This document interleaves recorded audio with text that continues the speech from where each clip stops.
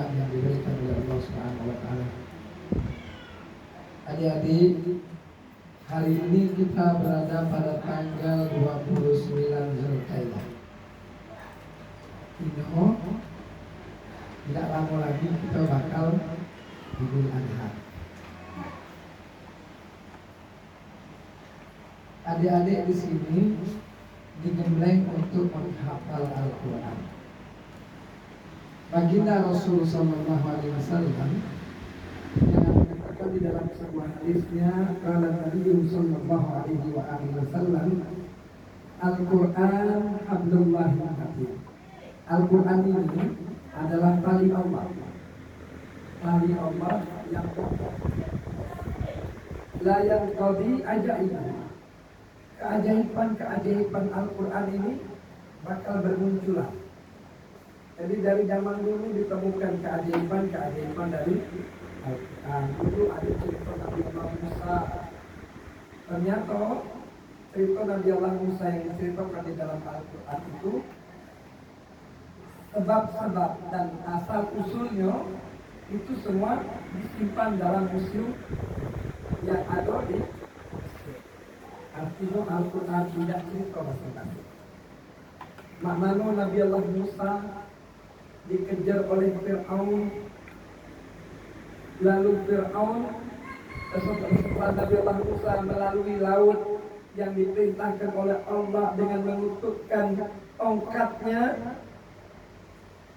lalu lautan tersebut terbelah dan menjadi daratan yang bisa dilalui oleh Nabi Allah Musa dan oleh sahabat-sahabat Nabi Allah Musa.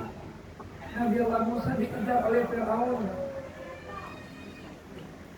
Akan tetapi setelah Nabi Allah Musa sampai ke daratan, sementara Fir'aun dengan bala tentaranya masih berada di lautan, maka tenggelam Fir'aun dengan bala tentaranya. Dan ternyata cerita itu dikatakan oleh Rasulullah, la yaqdi ajaibuhu, keajaiban dari Al-Quran itu tidak akan putus-putusnya. Ternyata cerita tersebut diabadikan. Fir'aun itu sampai saat ini namanya Fir'aun the second, Fir'aun yang kedua. Sampai sekarang jasadnya kata Allah diabadikan. Di dalam Al-Quran Allah katakan bahwasanya jasad Fir'aun the second itu diabadikan, dan sampai hari ini kita baca minum jasad Fir'aun itu di museum. Banyak lagi kejadian-kejadian yang luar biasa yang ditunjukkan oleh Al-Quran yang saat ini banyak ditemukan oleh ilmu. Jadi dikatakan bahwa Al-Quran itu la yang qadi ajaib. Keajaiban Al-Quran itu akan muncul. Terkadang ada orang sakit, bacakan apa surat Al-Fatihah. Ya Allah, dengan keberkahan surat Al-Fatihah, dengan keberkahan kekasihmu Sayyidina Muhammad, sembuhkan misalnya nih ya, adik-adik yang sakit atau ada rumah yang sakit, apapun, baca. Dengan cuma membaca surat Al-Fatihah, berdoa sama Allah, minta disembuhkan. Keajaiban Al-Quran bakal dinampakkan oleh Allah Subhanahu wa ta'ala. La yang qadi ajaib. Keajaiban Al-Quran itu tidak bakal putus-putusnya, kata Rasulullah. Wala yakhluqu an yatattabba. Dan Al-Quran itu tidak bakal jenuh, itu tidak bakal bosan bacanya. Walaupun dibaca dengan kalimat yang berulang-ulang. Misalnya kita sholat dulu berapa kali baca Fatihah? Sholat asar berapa kali baca Fatihah? 4 kali. Sholat maghrib 3 kali. Sholat isya 4. Sholat subuh 2. Bosan tak kita baca Fatihah? La yang qadi ajaib wa la yakhluqu ala.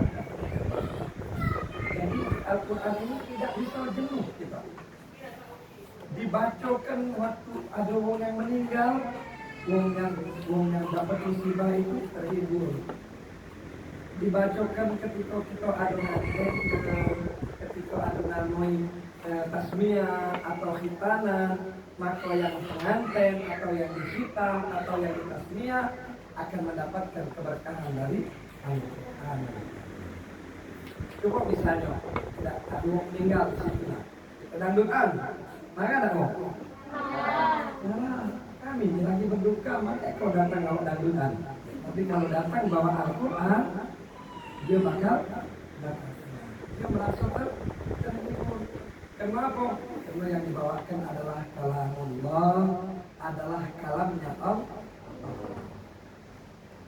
Jadi adik-adik yang dirahmati Allah Subhanahu wa taala, Al-Quran ini layan fadi ajaib. Jangan adik pikir, ini banyak, terlalu tebal ini Al-Quran itu menghafalnya. Tidak mungkin. Kemarin Ustaz ngajar di Masjid Iqbal, di Masjid Iqbal di depan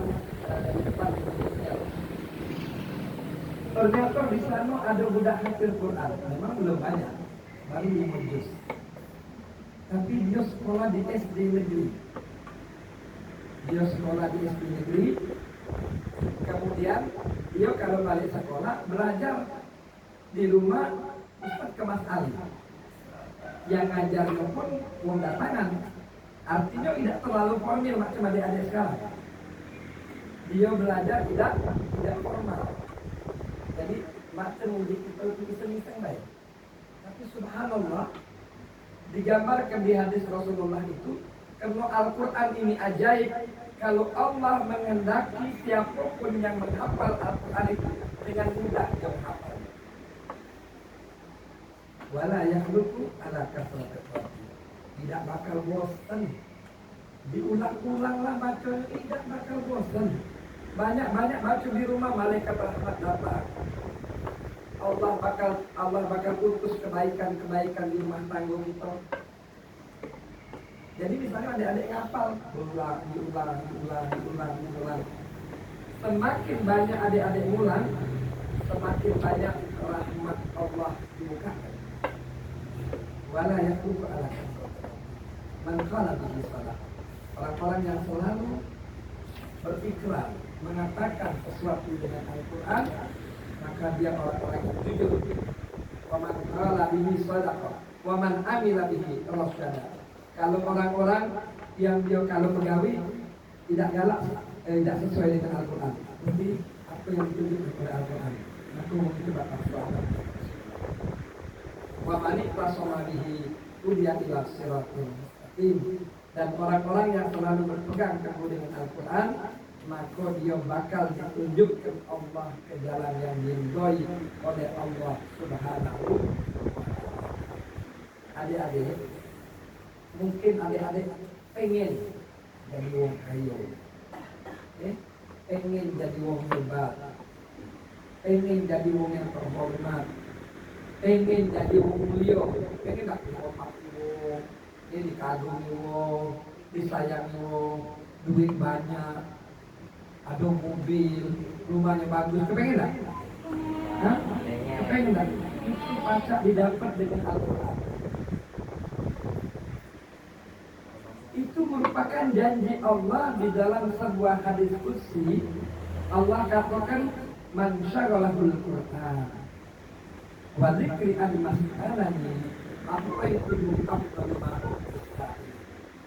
Kalau kita hari-hari sibuk baca Quran, sibuk menghafal Al-Quran, hari-hari kita sibuk memikirkan kebesaran Allah, selalu berpikir kepada Allah, maka Allah bakal tunjuk kita sesuatu yang jauh lebih baik dari apa angan-angan kita. Kita tadi pengen kaya, pengen jadi orang terhormat, pengen jadi orang yang mulia. Allah bakal tunjuk lebih dari apa yang kita kepengen, ditunjuk oleh Allah. Jadi jangan ragu-ragu, jangan ngerasa minder. Jangan ngerasa minder menghafal Al-Quran ini tidak. Ini Al-Quran adalah kitab yang termulia. Siapa orang yang meninggalkan Al-Quran hidupnya tidak selamat. Jadi beruntung adik-adik dididik di sini untuk menghafal Al-Quran. Catat di dalam pikiran bahwa menghafal Al-Quran adalah sesuatu yang paling mulia di dalam kehidupan kita. Ilmu yang termulia adalah ilmu Al-Quran. Tidak kata sesuatu yang Allah katakan, yang dikatakan oleh baginda Rasulullah SAW merupakan ahlullah, keluarganya Allah adalah orang-orang yang di dalam kehidupannya selalu memegang Al-Quran, selalu membaca Al-Quran. Adik yakin hafalkan Al-Quran. Apa yang adik-adik pengen bakal disampaikan sama Allah. Itu sudah janji Allah. Man syaghalahul Quran. Siapa yang sibuk membaca Al-Quran, sibuk menghafal Al-Quran, sibuk berzikir kepada Allah, berzikir an-mas'alani, aqaituhu, kata Allah, aku bakal tunjuk kebaikan-kebaikan. Ma'abdul Sa'id, sebagaimana apa yang umum yang minta. Ada yang berdoa, ya Allah panjangkan umur aku, ya Allah sehatkan badanku, ya Allah murahkan rezekiku. Penghafal Al-Quran tak perlu doa lagi. Penghafal Al-Quran tak perlu berdoa lagi. Sudah bakal Allah unjuk lebih banyak daripada orang yang minta-minta. Karena orang minta murahkan rezeki, minta panjangkan umur, minta sehat badan, minta naik kelas, mau berdoa sambil nangis-nangis dia. Tapi penghafal Al-Quran tidak perlu lagi minta sama Allah. Allah sudah tahu apa kehendaknya dan Allah bakal tunjuk apa yang terbaik untuk kehidupannya. Dan kalau pilihan Allah itu adalah pilihan yang terbaik. Kebahagiaan di dunia ini sebetulnya tidak pacak didapat kecuali oleh Al-Quran. Karena itu merupakan janji Allah. Wong yang dekat sama Al-Quran berarti wong yang bertakwa kepada Allah Subhanahu wa Ta'ala. Allah katakan, wa may yattaqillah yaj'al lahu makhraja. Wong-wong yang bertakwa kepada Allah, artinya apa? Yang selalu tidak melepaskan Al-Quran dalam kehidupannya. Jadi kalau Ustaz ngomong tidak melepaskan Al-Quran, bukan dalam arti Al-Quran ini dibawa terus kemana-mana, tidak. Tapi apa yang dikatakan oleh Al-Quran itu yang dijalankan di dalam kehidupannya sehari. Dia dijamin oleh Allah. Orang-orang yang bertakwa kepada Allah, maka selalu Allah hidup jalan keluar dari setiap masalah-masalah kehidupan yang dihadapi. Maka Allah hidup rezeki dari jalan yang dia tidak duga-duga. Wa may yatawakkal 'ala Allah fa huwa hasbuh. Mereka selalu berserah diri kepada Allah.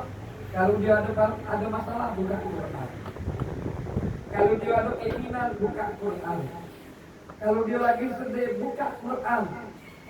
Fa huwa hasbuh. Berserah diri kepada Allah. Kenapa? Karena kita hidup, kita mati, seluruhnya yang menentukan Allah. Yang itu sehat. Ya. Jadi kalau yang sehat, jangan takut-takut datang mengisi sini, belajar ngaji. Kenapa? Karena inilah penyelamat dan memberikan keselamatan. Jadi sudah janji Allah, kita berserah diri cuma dengan Allah.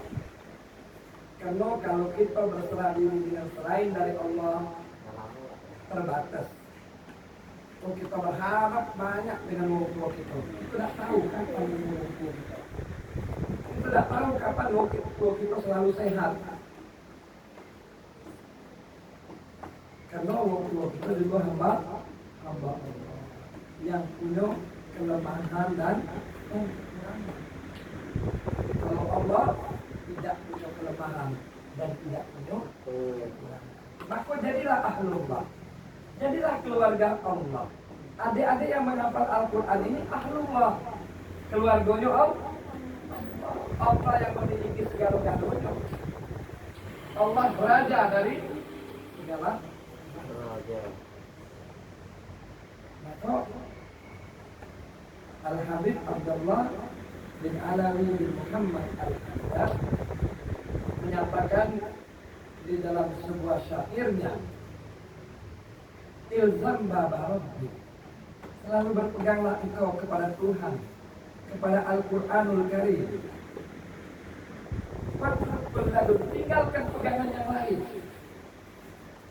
Yang lain itu tidak sempurna, bahkan ada yang bakal mencelakakan kita. Ilzam baba rabbik, berpeganglah engkau kepada Tuhan. Mana kita megang Allah, pegang Al-Quran. Waktu lalu tinggalkan janji-janji dunia yang sebenarnya fana. Ya? Janji dunia ini fana, tidak ada sesuatu yang kekal di dunia ini. Was'alhus salamah, mintalah keselamatan itu dari Allah. Dari futun, dari zaman yang penuh dengan fitnah. Itu zaman sekarang ini ada fitnah. Kalau adik-adik ada membentengi diri dengan Al-Quran, maka kita kenal dengan fitnah. Sekarang apa boleh dijadikan fitnah? Penyakit baru fitnah. Ya, misalnya penyakit apa yang sekarang ini lagi namanya kok? Corona, COVID-19. Ada tidak penyakit itu? Ada. Ini sekarang dijadikan fitnah, dimomok-momoki. Jadi kalau mau sudah ketemu itu takutan. Mestinya laki mau kena dikit jadi lagi. Itu namanya fitnah. Fitnah. Maka Nabi Abdullah apa? Ilzam baba rabbik, berpeganglah selalu kepada Allah, kepada Tuhan. Waktu berlalu, tinggalkan dunia janji-janji yang lain. Yakinlah dengan janji Allah.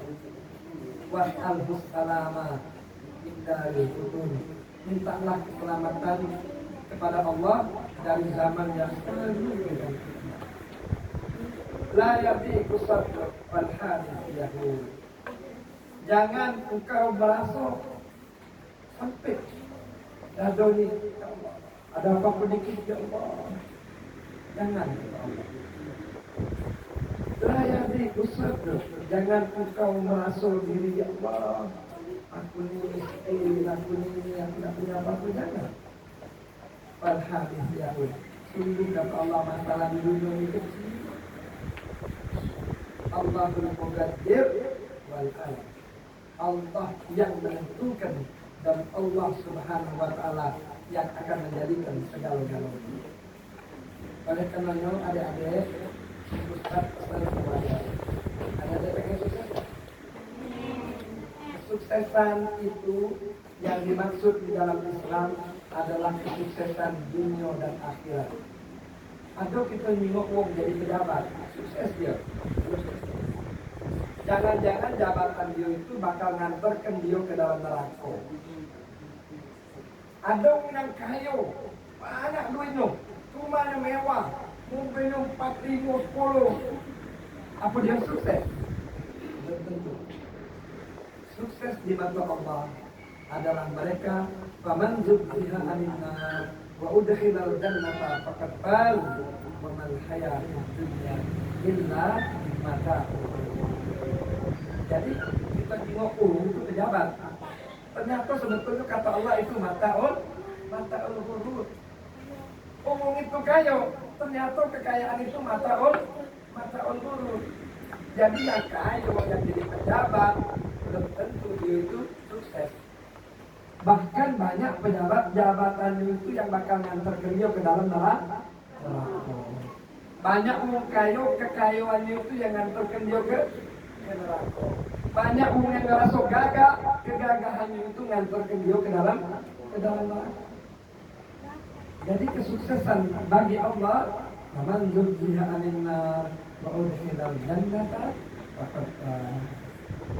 Dia tidak masuk dalam neraka dan dia masuk ke dalam surga. Itulah orang yang sukses menurut Allah. Tentu menurut Allah adalah menurut sesuatu yang paling benar.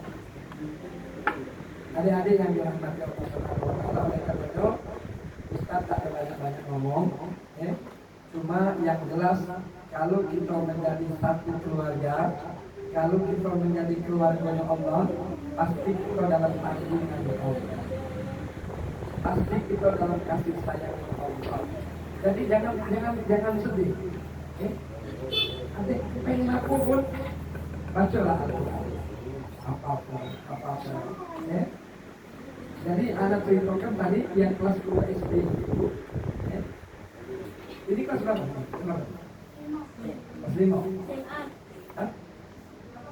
Kelas berapa? Kelas 6. Ini? Kelas 3. Berapa itu sama? 130? Sudah apa? 130? Belum. Jadi jangan segan-segan, jangan males-males. Wong males itu tidak bakal sukses. Yang males itu tidak bakal sukses. Yang sukses itu wong yang rajin. Jadi anak cerita tadi budak yang 7 tahun tadi, yang dia kelas 2 SD, dia sekolah di SD negeri kalau saya di 460 apa daerah situ, daerah situ ya. Dia sekolah dia SD, dia bukan di pesantren, tapi dia baca.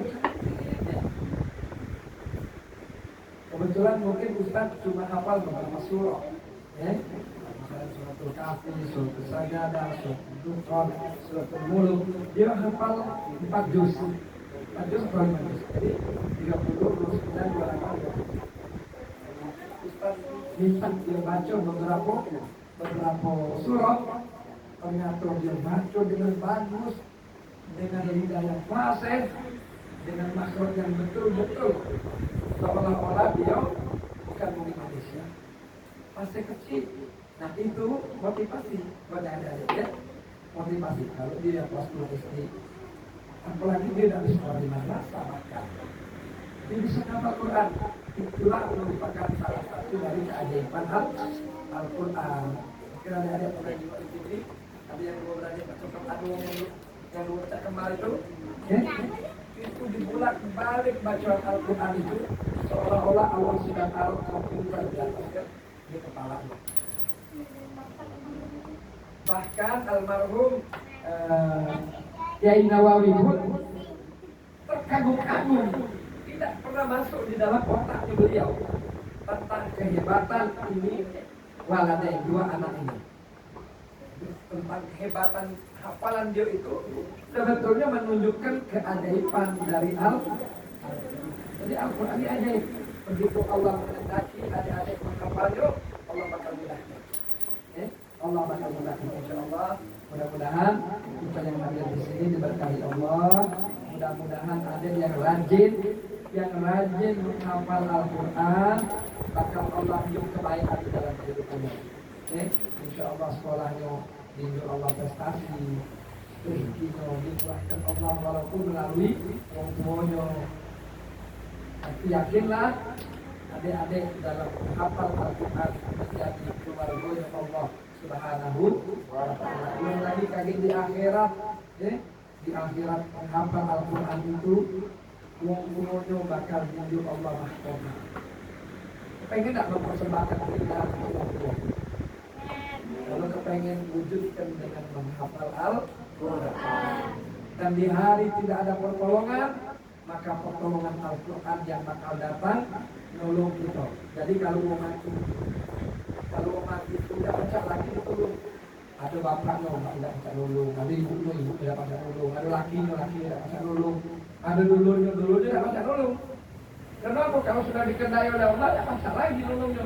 Biar kita panggil 100 dokter, bukan usah daripada mati galau. Mati galau nunggu waktunya walaupun dokter, walaupun siapapun mereka. Jadi tidak baca nunggu mati, baru matinya beda baca tolong. Tapi Al-Quran selalu merewangi. Al-Quran selalu merewangi dia. Waktu dia nak sakaratul maut, merewangi dia. Waktu dia dikubur, Al-Quran merewangi dia. Saking diceritakan dalam hadis Nabi, Al-Quran ini menjelma sebagai orang yang gagah di dalam kubur. Dia bakal menjelma dan dia duduk di samping kita ketika ada malaikat Munkar dan Nakir ingin bertanya. Kalau itu kaget di kubur, langsung ada Munkar Nakir bakal nanya dia, "Barroh buka." Belum dia jawab, Ahlul Quran tadi jawab, tuh Al-Quran yang jawab duluan. Sampai malaikat ngomong, kau siapa? Aku Al-Quran. Kenapa kau harus menjawab pertanyaan ini? Karena aku menjadi keluarganya. Dijawab oleh Al-Quran. Sehingga orang mati itu tidak perlu lagi sibuk-sibuk ada yang sakit. Al-Quran hadir mentalkinkan. Banyak orang mati itu tidak sadar lagi. Dalam keadaan koma, kadang-kadang dalam keadaan seperti itu, macam-macam lagi. Keluarga mereka tidak macam marah. Tapi Al-Quran sebenarnya ada di dalam hati-hatinya yang mengingatkan dia untuk mengucapkan La ilaha illallah. Menghibur dia asyik kuburan. Oleh karenanya, insyaallah kalau adik-adik yang gemar dengan membaca Al-Quran, apalagi menghafalkan Al-Quran dengan sungguh-sungguh yakin dijamin oleh Allah mendapatkan kebaikan dunia dan akhirat. Ini yang pada Ustaz sampaikan, insyaallah bermanfaat untuk saudara-saudara. Adik baca Quran, hafal Quran, semoga membantu waktu menjadikan keluarga yang bahagia. Ya. Jadi jangan sungkan-sungkan, mesti rajin-rajin. Kenapa? Saat inilah kalau nak nonton gini. Kalau sudah tua, sudah punya laki, tapi ilmunya sudah ada di ilmi ma'i di dalam bahasa Arab ini. Ilmi ma'i, ilmu bersama. Saya nama gotrok terlihat. Kemanapun aku pergi, ilmu itu melok.